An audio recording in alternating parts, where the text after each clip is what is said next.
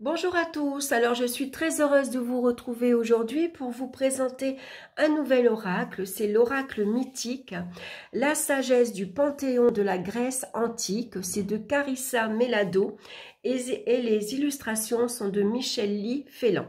Donc c'est aux éditions Exergue. Alors c'est une jolie boîte avec une très jolie présentation, je l'ai mise à l'envers, pardon.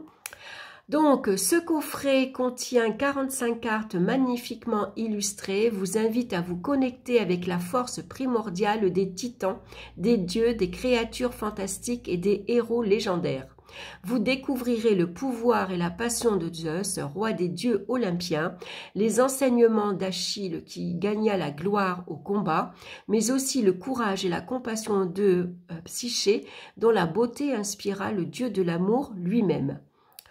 En vous laissant guider par les enseignements intemporels de l'oracle sur l'amour, la famille, la créativité ou la spiritualité, vous serez à même de relever les défis de la vie avec lucidité et confiance. Vous pourrez également développer votre intuition et votre force intérieure et trouver des réponses inspirantes à toutes vos questions. Le livre explicatif vous aidera à approfondir les messages de ces puissantes figures mythiques tout en vous donnant des instructions étape par étape pour vous permettre de réaliser des interprétations précises et pertinentes pour vous-même et pour vos proches. Donc moi je l'ai trouvé sur Vinted, donc je vais faire un petit coucou à Chloé. Merci Chloé de me l'avoir cédé, c'est un bel oracle, je ne regrette pas mon achat. J'ai déjà fait d'ailleurs un tirage et franchement il est très parlant. Alors à l'intérieur on a un joli petit livre, donc il est en français, donc génial. Donc derrière le livre on a une présentation de Carissa Mellado et une présentation de Michel Félan. Donc il arrive dans une jolie petite pochette, l'intérieur est jaune. Alors, je vais remettre ma boîte à l'endroit. On regardera les cartes après. On va passer au petit livret. Alors, on arrive, bien sûr, on va avoir un sommaire. Donc, on a une introduction, on a des tirages et on a la signification des cartes. Donc, on va commencer par les dieux primordiaux. On va retrouver ici les titans. Ensuite, on retrouve les Olympias, les êtres fantastiques et les héros. Alors, on a une petite introduction, donc les illustrations sont en noir et blanc. Les mythes grecs correspondent à l'histoire des hommes, des cycles humains et des natures humaines et divines. Les symboles et les métaphores de ces récits nous permettent de mieux nous comprendre ainsi que nos processus internes. Ces cartes ont été conçues pour vous guider au travers des cycles de la vie, des situations ou des phases périodiques, des plus longues ou plus courtes, qui constitue une expérience plus vaste du changement. Donc ensuite, on va avoir ici, donc l'oracle mythique est regroupé en 5 catégories. Donc on va retrouver les dieux primordiaux, il s'agit des énergies élémentaires et primaires engendrées par la création, les incarnations originelles et brutes de la nature comme la terre, le ciel, le jour et la nuit. Ensuite, on va avoir les titans. Les titans sont des divinités primordiales nées de Gaïa, la terre, et d'Ouranos, le ciel. Ensuite, on va avoir les Olympias. Les premiers dieux olympiens étaient les enfants de Cronos et de Rhea. Menés par Zeus, ils entrèrent en guerre contre les titans et accédèrent au pouvoir. Donc, je ne vous lis pas tout, je vous laisse découvrir la suite. Les êtres fantastiques, il existe de nombreux types fantastiques dont certains apparurent avant les dieux et les déesses, les humains et les héros grecs. Et ensuite, on va retrouver les héros, donc la mythologie grecque foisonne d'innombrables récits héroïques grâce auxquels nous apprenons les vérités universelles de l'humanité. Alors, ensuite, on va avoir les tirages. Alors, bien sûr, on va avoir le tirage ici quotidien. On peut donc choisir, se tirer une carte par jour. On a le tirage de la nature ici qui représente le passé, le présent et le futur. On a le tirage pour les relations. Ce tirage vous aidera à examiner et à comprendre plus précisément les relations dans votre vie. Cela s'applique aux relations amoureuses comme amicales avec les parents, les professeurs et toute personne importante pour vous. Concentrez-vous sur quelqu'un à chaque interprétation des cartes. Donc ça, c'est pas mal. Ensuite, on a le tirage des archétypes.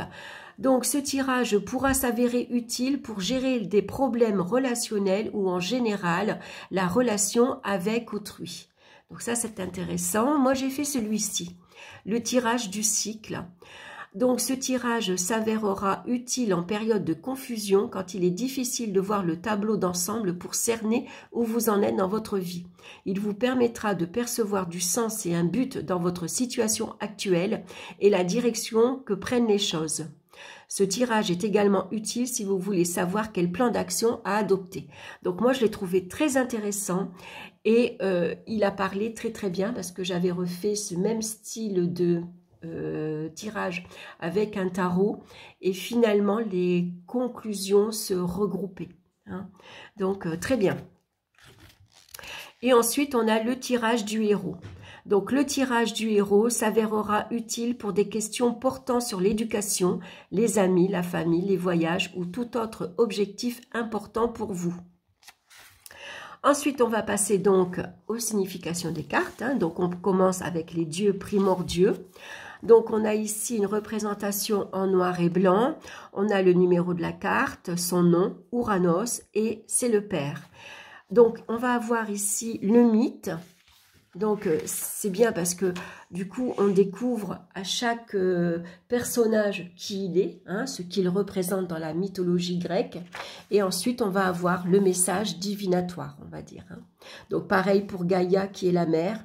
Donc, on a ici le mythe et le message. Alors, suivant les cartes, bien sûr, le mythe est plus long et le message est plus court. Tout dépend, vous voyez, on a Aphrodite, on a le mythe de Aphrodite et on a ici son message. Et on a ça pour toutes les cartes. Hein. Donc, à la fin du livre, qu'est-ce qu'on a d'autre pour voir? Alors, on a un glossaire à la fin du livre. Donc, ce qui est super, par exemple, ici, on a Achille. Donc, c'est le grand héros dont la seule vulnérabilité se trouvait être le talon. C'est pour ça qu'on dit avoir le talon d'Achille. Asmène, c'est la mère mortelle d'Héraclès. Amazone, c'est la tribu des guerrières. Ambroisie, le nectar des dieux. Aphrodite, déesse de l'amour et de la beauté. Déesse, pardon. Apollon, dieu du soleil, de l'illumination, de la clarté, de la prophétie, de l'art et de la musique. Et on a ça pour tous les dieux et déesses et je trouve ça super. Surtout si vous avez un autre oracle avec des dieux et que vous ne les connaissez pas beaucoup, ça permet d'avoir déjà une petite idée. Hein. Donc je trouve ça très bien. Très bien. C'est un glossaire vraiment utile.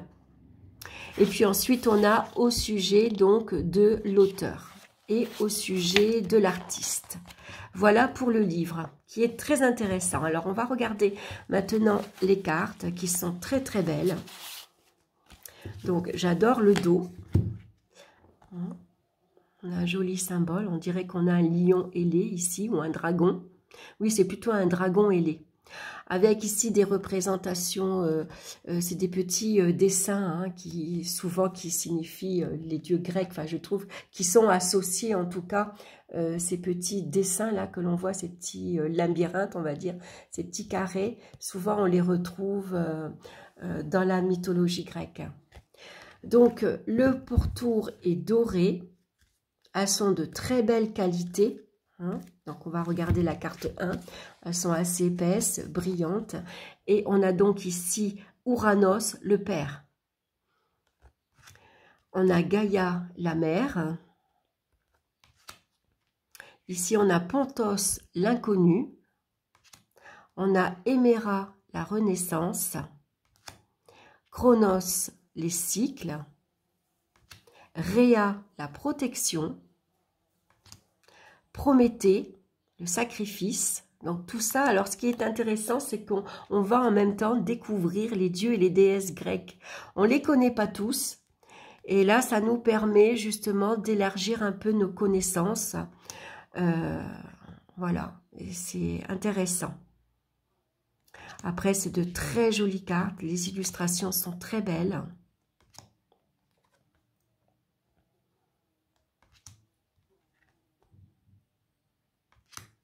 Zeus, expansion divine, Déméter, la récolte, Alors on peut travailler, après c'est Hadès, hein, le dieu de l'enfer. On peut travailler avec une carte particulièrement. Hein. Si vous voulez travailler avec un dieu ou une déesse, vous pouvez choisir cette carte, la mettre sur votre autel et puis aller chercher toutes les informations sur cette déesse ou sur ce dieu pour mieux travailler avec lui. Hestia, hein, représente le foyer, donc c'est la carte qui est sur la présentation du jeu. On a Athéna, très jolie. Hermès, Aphrodite, superbe. On a Eros, Perséphone, Dionysos, Hébé, qui représente le jeu. Iris, l'harmonie, Chiron, la guérison, Pandore, avec l'espoir, les moires, la destinée, hein, le fil de la vie. Ici, on a Hécate à la croisée des chemins, puisque Hécate symbolise les carrefours, hein, quand on arrive à un carrefour et qu'on doit faire un choix. Thanatos, la mort, pardon. Achille, la gloire, Orphée, la foi, Odysseus, le voyage, Héraclès, la force, on a Persée avec le courage, on a Hélène de Troie, la beauté, la Psyché, l'union sacrée, et on a Bellérophon, l'humilité. Donc je trouve que c'est un jeu vraiment très intéressant. Alors bien sûr, c'est pas tellement un jeu pour faire de la divination, hein.